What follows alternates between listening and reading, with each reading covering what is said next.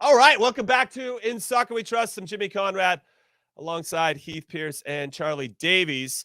And we are excited that our very own Christian Pulisic has gotten out of that dumpster fire of a situation in Chelsea to go to a club that seems like they want him. Stefano Pioli, the manager of AC Milan, making moves to get him. They got Ruben Loftus Buttcheek, as I like to call him, as well. And with the sale of Sandro Tonali to my Newcastle, they've got some money to spend, and apparently they're looking at Fuller and Balogun as well. Though Balogun has put Arsenal player back in his bio on Instagram, I think. So I don't know what to read into with regard to that. He had taken it off.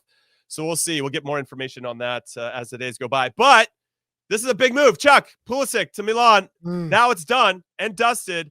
A nice fresh start for him. As you mentioned, 24. He's accomplished so much so at such a young age, and probably our most accomplished player ever on the men's side of the game if he continues on his current trajectory. The big thing for me with Christian is he's got to stay healthy. We've all been hoping and asking for a change of scenery for Christian Pulisic, because I think the writing was on the wall at Chelsea. Even when he was playing well, it felt like the manager always found a reason to take him off if he wasn't healthy, if he was healthy. And then those are the times where he was unhealthy that played himself off the pitch. But Milan, this is a talented group. Leao just signed a new contract with them. So you have another winger who's just super dynamic, arguably one of the most dynamic wingers in the world. And then Olivier Giroud's up top. They could use another striker for support in pushing Giroud's minutes. But I like this group. They have stability. He's playing it for one of the top teams in Serie A, and they're going to look to use him as a player to get them results. Like, he's going to be depended on. This isn't a marketing buy or a marketing ploy. Sure, he's sponsored by Puma and Milan are Puma, but this is more of we see you being a main figure within this group. And now he's just got to take this opportunity and run. Yeah, I'm curious to see where they put him, if it's going to be out wide, if it's going to be central. Either way, to your point, Chuck, I hope that he just gets valuable minutes and is leaned on in a significant way. I think he needs that. He clearly shows that he's ready for that responsibility when he wears the red, white, and blue. And I think he continues to grow as a leader and as someone that wants to take on more and more accountability. Heath, how are you feeling about everything? I think it's great. And whether they end up with a Musa or they end up with a Balogun up top, like what's that guy? What's that striker that's going to make us better? Get us to the semifinal? That scored a bunch of goals. No, I think I'm excited about it again because it doesn't. Chelsea felt like a move during a time period where we probably all questioned it, but they spent a lot of money because I don't think it was marketing, but they thought that they could get the full package out of him. He's still at an age where he's got a ton of upside, a fresh new start. And we obviously have seen him when he is at his best. He's unbelievable. And now it's whether or not he can take this window to start to complete his game in a lot of ways. And then he's just got to ultimately prove it in final production, right? We saw what he did at Dortmund in the early days. We saw what he could do during healthy runs at Chelsea in terms of scoring big goals. I still think he needs to get into that sort of double-double category. And I think it'd be a good place for him. And the fact that they're spending money and negotiated well for him, hopefully that means it's a fresh start on the field for him and a new mindset that he goes into it and makes the most of it, because we know what we can do. 100%. So, yeah. S27, of course, we got you. Heavily covered Christian Pulisic on CBS. And yes, Ted, Paramount Plus is a big winner here. Golazo Network, Serie A, Champions League. A team away at Juve, Are you kidding me? It's great. This is what it's all about. It's great. Growing the game. All right, so let's talk about another player that was at AC Milan and now he's back at his the club that loaned him out at Barcelona. That's Sergino Dest, who apparently everybody was on the move. They wanted to definitely ship him out.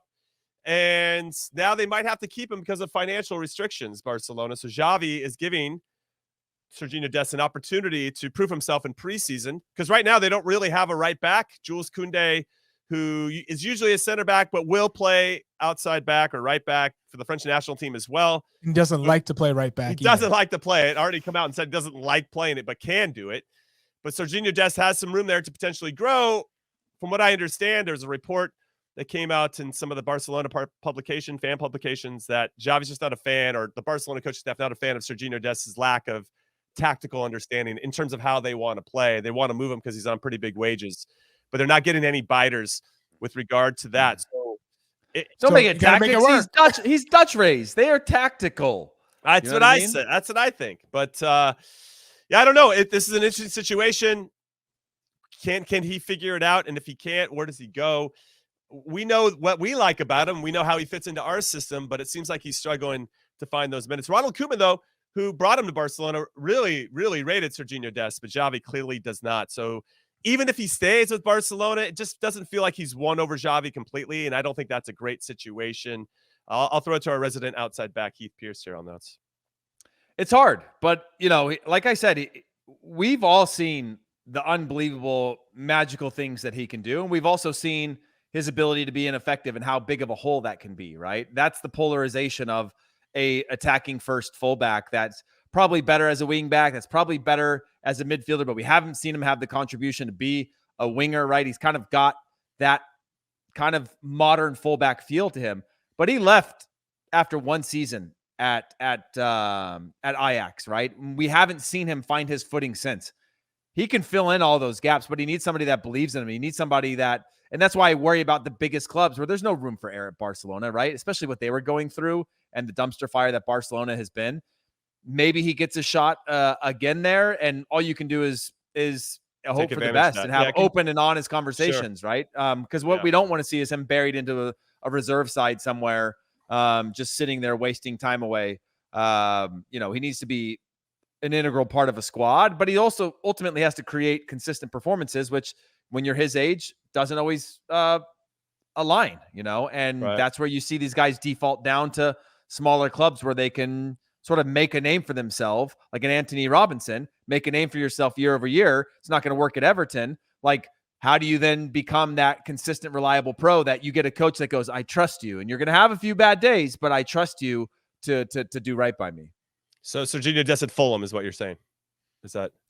Yeah. No, I would let him go to Brighton, though. Go to Brighton. Brighton would be good. Roberto de Cherby. Go to Palace. I'll let him go to Palace too. Like, I don't know. They're much more physical than I think he's up for. But like, they can play technically. Just a curious situation for Sergino Dest in general. Bundesliga would be good for him. I think so. Yeah, there are a lot of opportunities, but I think there's something about a club, to your point, Heath. But it's got to be a big club in the Bundesliga. Like, that's my worry, right? Like a top four. He needs to still have a high starting point because, the Bundesliga, they like their rigidity and discipline and tactics that they're going to be like, structure. I'll give you a quick little story on this.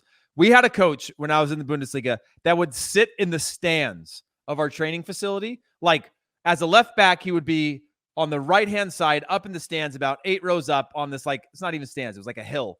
And we would do these things where he'd kick a ball anywhere. He'd have assistant kick a ball anywhere on the field, and we'd have to react to where we should be tactically. And he would sit up there, and for those that are watching this visually, you can see what I'm doing. But audio, he would have his hand up, and he would just go like this to me from 50, 60 yards away, like this. And I would have to move like a half step to the left or to the right. That. And he was so far away, but he was measuring in his mind, 10 to 12 yards or meters. That's called mind control. Yeah, it was brainwashed. I mean, yeah, he was brainwashed. I mean, he used to also send us to the forest when we lost, and we'd run, and you'd pass him every lap, and you wouldn't say how many more laps you had, and then eventually you'd get to him, and he'd just have his hand up as like a stop sign. That meant we were done. Some days it was 15 minutes, some days it was 45. That's super laps. Bob Gansler. Oh, shout out to Bob Gansler, old school German. That's mental warfare. Oh yeah, it was the end of like the Felix Magath era where like he built a hill at Wolfsburg to like make them carry medicine balls when they lost up and down these hills, like that sort of thing. But it was that level of like, that's the extreme version. But they are sort of like, some of the stereotypes of like, the German engineering. Like there is a right way and a wrong way. There isn't like a open to discussion of like how tactics should work. Yeah, within the those team. Coaches are done nowadays. I don't know. They gave us gegenpressing, and that seemed to work for a while. But Chuck doesn't like gegenpressing anymore. No, it's old. It's over. It's done. All right, so let's talk a little about Leo Messi. Apparently, he's a pretty big deal, and he's coming to Inter Miami, and he's going to have a big press conference on this Sunday right before the Gold Cup to announce his arrival to the club. And the talk, Chuck, is that Jordi Alba, Sergio Busquets, and all of his buddies are going to come join the party at Inter Miami. I don't know if it's necessarily going to work, but damn, it's going to be fun to watch. Bring the circus, baby. Let's go. Cue the music. So there was a question posed by our friends at The Athletic, Pablo Mara in particular, who said, do you think the referee should protect Leo Messi more than any other player that plays in MLS? Do you think there should be some type of protection? Personally, I just hope they've got security. I think this is going to be absolutely crazy. And I'm sure they've thought about it, but I don't want them to be naive. I think it's going to be out of control in a fun way, but I hope that not too serious. You know what I mean? Like, I'm glad there's a lot of hype around him coming, but I got a question for both of you. Well, you answer my first one.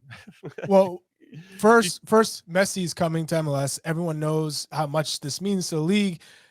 Will he play, do you think, on turf fields? Does he play at Atlanta United? Does he play at Seattle or Portland? Does he play at New England at the Gillette Stadium? Do you think he's one of those guys that's like, no, I'm not going to touch turf? Or do you think he plays wherever? He's just down to play. I don't know. I think Atlanta maybe. Like, yeah. if you, I mean, you got to play it all. Like a cross country flight and turf. Like, no. Yeah. I'm not gonna do that. Oh, they're flying private now anyway. He's chilling. I think he plays. I think there'll be some, like, there'll be a couple. I think when he goes to Foxborough, there might be some time management going on where it's like, if they're gonna roll, I think he's gonna go play anywhere that they're gonna sell 60,000 seats. And if it's turf, if Foxborough rolls it out and it's Messi's coming to town, absolutely. I heard Messi wants Noel Buck's jersey. They're going to switch. So yeah, that's what I heard too. Yeah. Well, they're both going for the World Cup in 26, so it's like one of those little early trades that will mean something. Okay, so it looks like that Messi's going to play July 21st in their first game in the Leagues Cup against Cruz Azul.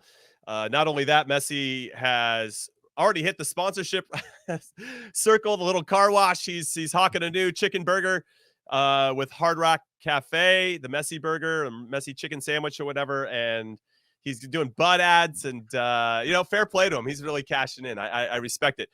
Now, I just wonder what it's going to look like. Now, Miami are not very good, and they have to make some roster moves to accommodate things, and it gets a little bit complicated. And I wonder if MLS makes any adjustments for the club, who've already been caught cheating before with roster rules. Just allows them to spend a little bit more so that they're competitive. Obviously, it's better for the league if Messi's on a competitive team. Chuck, I know you've got your finger on the pulse with regard to this.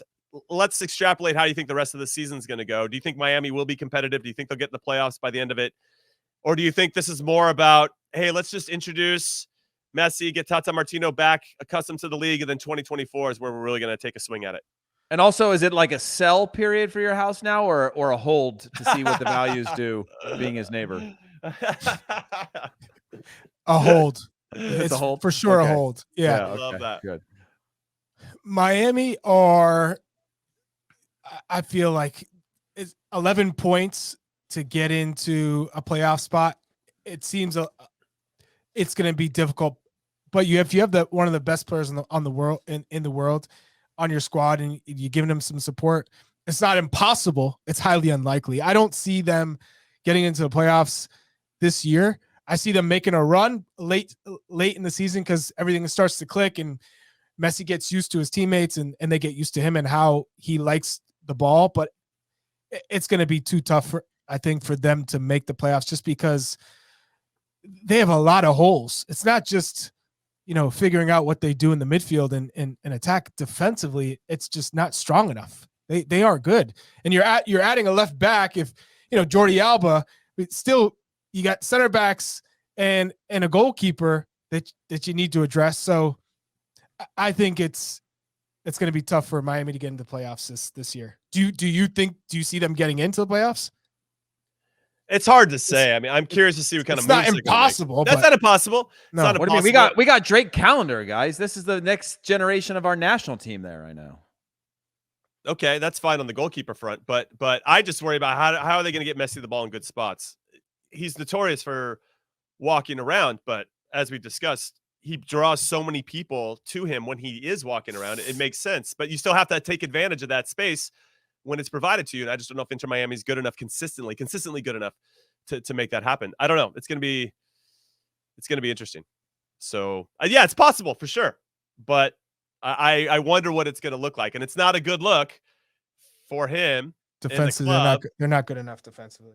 Well, that's what Jordi Alba's for, because he's known for playing good defense. All right, let's get into our final thoughts. USL, who have the championship, USL League One and USL League Two, which is the USL Championship is sanctioned as a second division in this country by U.S. Soccer and the Federation.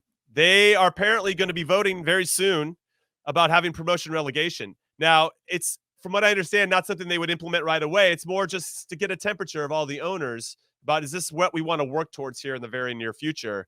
And there was a quote from, and I'm going to paraphrase, from one of the owners, USL owners, that was anonymous, saying, at some point, MLS is going to wear us down and they're going to end up winning. We need to do something different to put us on the map and to attract different types of fans that might be interested in more of a promotion relegation model than what MLS currently has. Again, paraphrasing, but that was the gist of what he said.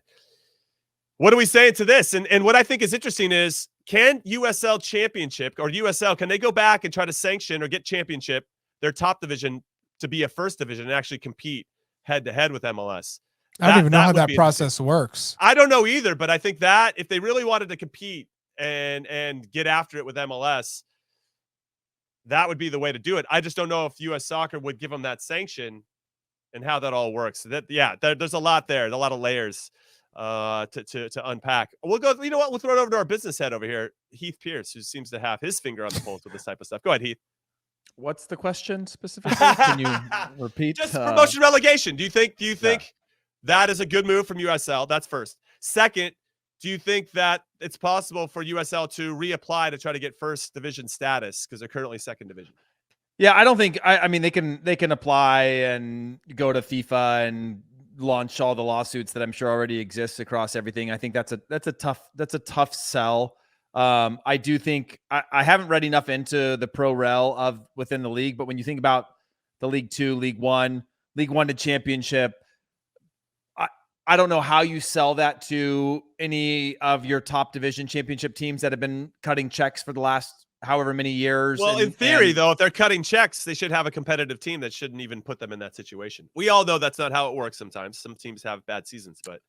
Oh, I fully agree with that. And in terms of the financial viabilities of it, I don't really know enough to know around USL to know the hierarchical structure. I just know that franchise fees at the championship level compared to like the summer League Two level, like Vermont Green, are very, very different, almost free, to get in. Don't you think the ultimate goal for USL is to get bought by MLS, to be acquired?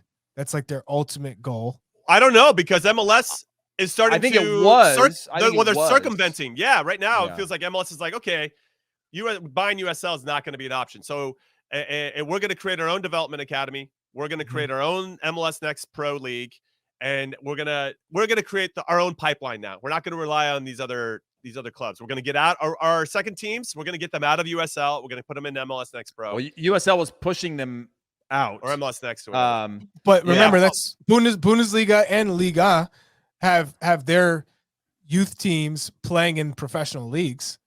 The regional ligas and SEFA, like those leagues have their academy teams, their top academy teams playing in those professional leagues. So that's still applies. You can still acquire the USL and have your top youth teams playing in against professional teams.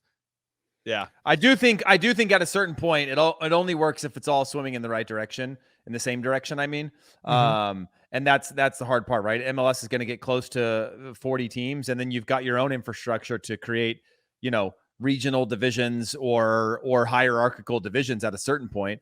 I don't know. Same thing, right? If like you're willing to spend, then you shouldn't be worried about whatever. But you look at the Bundesliga and you see the fact that like every team that's in the second Bundesliga, you recognize that name because in the last 10 years, they probably spent a season or two in the first Bundesliga, right? You just see that sort of thing.